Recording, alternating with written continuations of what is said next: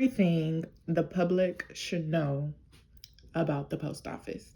Now, this is in no particular order, but I did make a list. So if you see me looking over here or flipping the pages or anything, it's because I did make notes. Okay. Provide a service to you, the public. Okay. And in order to ensure you receive great service, these are some things that you need to know. The numbers on your curb, they need to be repainted. Whenever that person comes to your door asking, do you want to repaint the numbers on your curb? Say yes, please, because it can get really confusing. Sometimes the numbers go by 2, sometimes the numbers go by 4. And if you it can get really difficult. Okay. Box is at your door, near your door. Please have a clear walkway. I don't need to be moving plants and trees all out of the way. No, and no. Please clear the pathway to your mailbox. I'm not trying to trip. None of that. All those plants and all that. Don't park in front of the mailbox. Do not park in front of the mailbox, whether it's your personal mailbox, whether it's a multiple box unit, a MBU box. Do not park in front of the mailbox. Now, if you absolutely know that carrier has already came through, delivered that mail, delivered them packages, cool, park in front of the mailbox. There's no more service to be given. But don't park in front of the mailbox at 1 o'clock in the evening.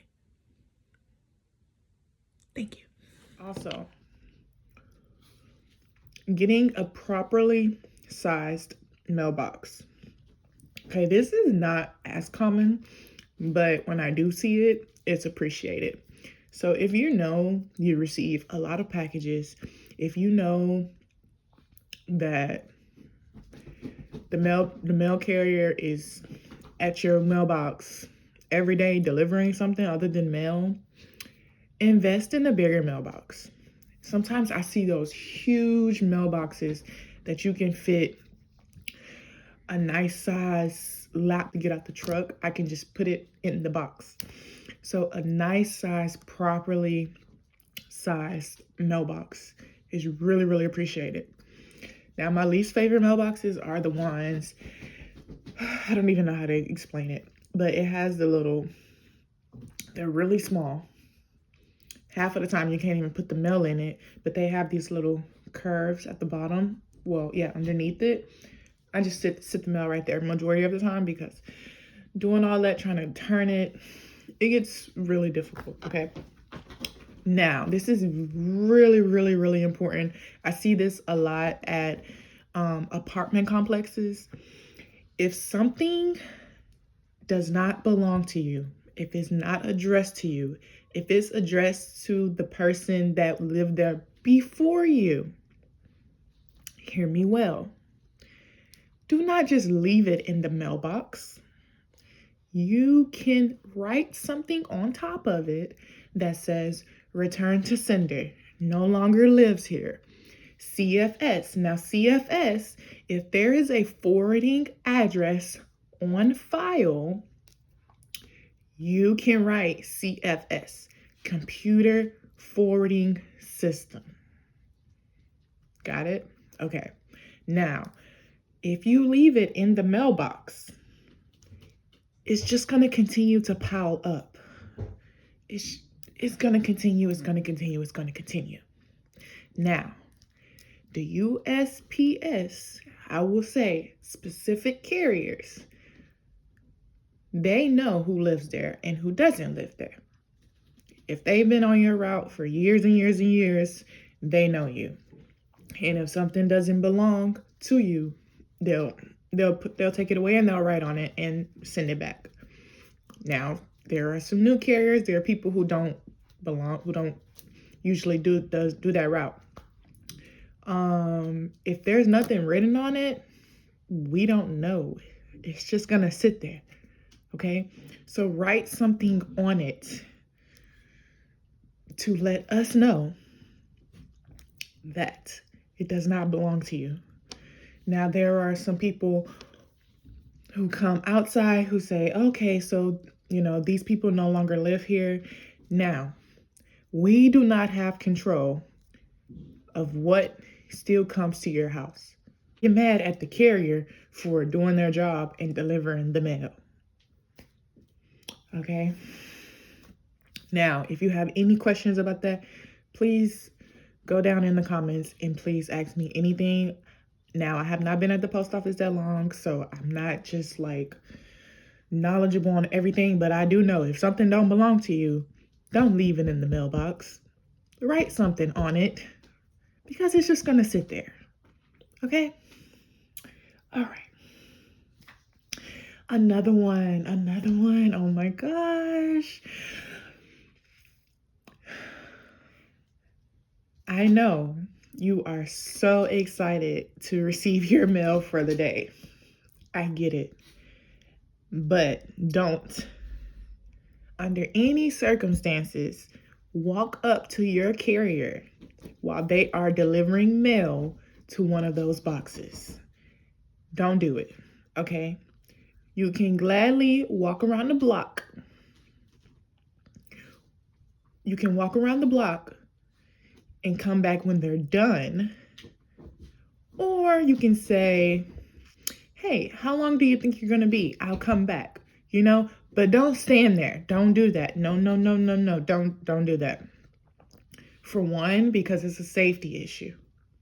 For two, who likes people standing over them? Okay?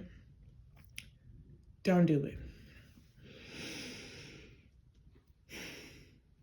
I'm going to say that again. Do not walk up to the carrier while they are delivering mail. It is a safety issue. You can wait. Okay?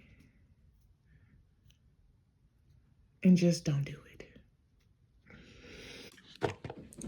Now, I do want to add in, if you cool with your carrier, if y'all talk every day, y'all make cute little small talk, and that carrier is okay with you standing there, okay, cool, stand there. But make sure you receive like an okay, or you get like some type of invitation.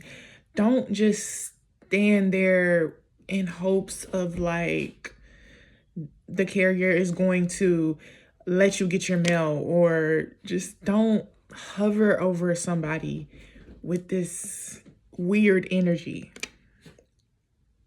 If you catch what I'm throwing down. Okay, so yeah, I just wanted to reiterate. And as far as like gearing towards MBU boxes, because that's when it happens the most. Now, if it's a personal mailbox and you're coming out while the carrier is, driving box to box, and you want to give a outgoing letter, okay, that's cool, But, and also if you want to stand there before the carrier gets to the box, we're talking about personal mailboxes, before the carrier gets to the box so the carrier can directly hand you the mail, that's cool. But just don't stand over them. I see, whenever I get to the boxes, I see people with so much anticipation. Like, one day I had somebody like, as soon as I got there, he ran up to the box and he's like, I've been waiting for you all day. And I'm like, so you've been waiting for me all day? Like, what? But anyway, but he did have something pretty important that he was looking for, and I was able to give it to him before it closed, or before where he had to do closed. So I was, it was cool. He had a legit reason to be waiting for me all day. We cannot give mail to children. Carriers cannot give mail to children. There's nothing to elaborate. We cannot give mail to children. It's dangerous. You don't want them to get excited one day. They see the truck and they run to the truck and something happens and you're nowhere to be found. We cannot. Okay? Mail carriers cannot give mail to children. If you are going on vacation, if you are just going away for the weekend or something of that nature, let's just say you're going away for like a week. There is something in place that you can use that will put a hold or like a temporary stop on your mail. It's called a mail hold. You can go online and do it, and you can also go up to your local post office and do it. Now, I believe that it cannot be no more than 30 days. Now, I will say this. If you are close with your mail carrier, some carriers give out their numbers to their customers. If you are close with your mail carrier, sometimes, you can be like, hey, I'm going away for 3 days. And if you don't want to, go through all the paperwork, your mail carrier will gladly, hold your mail for those 3 days. You can leave a note. If it's not like too long, you can leave a note inside of your box to your carrier. Okay. You can call the post office, and wherever that package was scanned, they can give you an exact location where that package was scanned, where it was scanned delivered. Be patient, be courteous, be nice. Okay? People are not trying to steal your checks. We are not trying to steal your W-2s. And I don't want that magazine that's slowing me down. I don't want it. So please be nice to your mail carrier. We so greatly appreciate when there is consideration, when there's snacks, when there's drinks, when y'all leave stuff like that, chef's kiss. Because it shows that it's just like, it's so nice because y'all don't have to do that. When you bring grateful, I be. Okay, considering today is New Year's, I would like to talk about the holidays, the peak periods, things when you can expect a slight delay in your service. Today is New Year's. I'm not at work because I don't have to work. So therefore, you're not getting your mail today. But that also means tomorrow we are going to have double the mail and double the packages. So it could be a slight delay in if you're expecting something possibly. So just be aware of those peak periods like holidays and the days that we don't work, and when we do go back and things of that nature. Now, there are many, many, many reasons why packages can get delayed, okay? One, weather, sufficient address, and doesn't live there, like return to sender. Those are a few reasons why a package can get delayed. Now, here are a few tips that can possibly help your experience with the post office go a little bit easier. Now, this is my personal favorite. Now, I've talked to a few carriers that don't like it, and now they've been there for over 15 years, okay?